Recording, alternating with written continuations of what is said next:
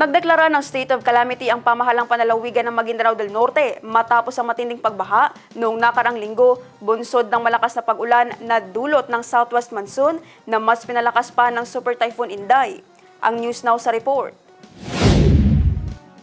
Sa ulat ng Provincial Disaster Risk Reduction and Management Council o PDRRMC, umabot sa 12 munisipyo at 153 barangays ang matinding naapektuhan ng malawakang pagbaha sa lalawigan. Apektado ng kalamidad ang kabuang 27,524 na pamilya o katumbas ng 134,902 na individual mula sa mga bayan ng Northern Kabuntalan, Dato din Sinsuat, Matanog, Buldon, Talitay, Kabuntalan, Sultan Kudarat, Sultan Mastura, Parang, Barira at Dato Blas Sinsuat. Kasunod nito, agad nagpatawag ng pulong si Maguindanao del Norte Governor Dato Toco Mastura upang masusing mapag-aralan ang sitwasyon bago opisyal na inaprubahan ng deklarasyon ng state of calamity sa lalawigan. Actually, pinatawag ko po yung emergency meeting ng PDRIM kami ni Vice Governor Marcel Sinsuat kasi pino-foresight na po lahat yung nangyayari na after this flood na tumama sa mga ilang munisipyo, no? Kaya pinatawag ko yung mga concerned agencies na pag-aralan kung is it timely to declare a state of calamity for the province of Northern Maguindanao. At kaya nga kanina na-approve sa meeting na mag-declare ng state of calamity ang probinsya ng Maguindanao Norte. Kung kanya, I would like to thank everyone dun sa meeting na napag-aralan nila mabuti kung talagang pwede na tayo mag-declare ng state of the calamity in the province of Maguindanao Norte.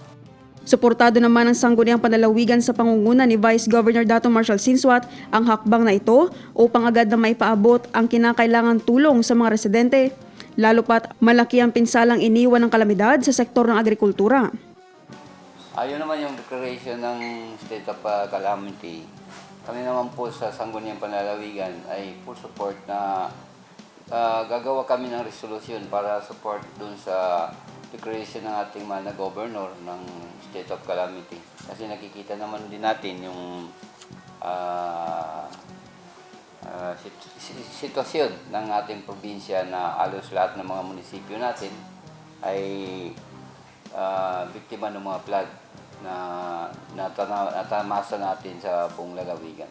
Katulad nung sinabi ni Governor Toco Mastura na kailangan na prepare ang lahat dahil marami pang bagyo ang dadaan sa ating bansa. So, apektado pa rin yung Maguindanao del Norte. Batay sa datos, umabot sa mahigit 6,000 magsasaka ang nawala ng kabuhayan matapos masira ang 4,926.22 na ektarya ng mga pananim na nagresulta sa pagkalugi ng 20,818.18 metric ton ng pananim na nagkakahalaga ng 193,026,076 pesos and 80 centavos. Maliban sa mga pananim, nakapagtala rin ang pamahalang panlalawigan ng kabuang 173 na namatay na hayop, kabilang ang mga kalabaw, baka, baboy, kabayo, kambing, manok at pato na mula sa 136 na magsasaka na may kabuang pinsala na 1,746,900 pesos.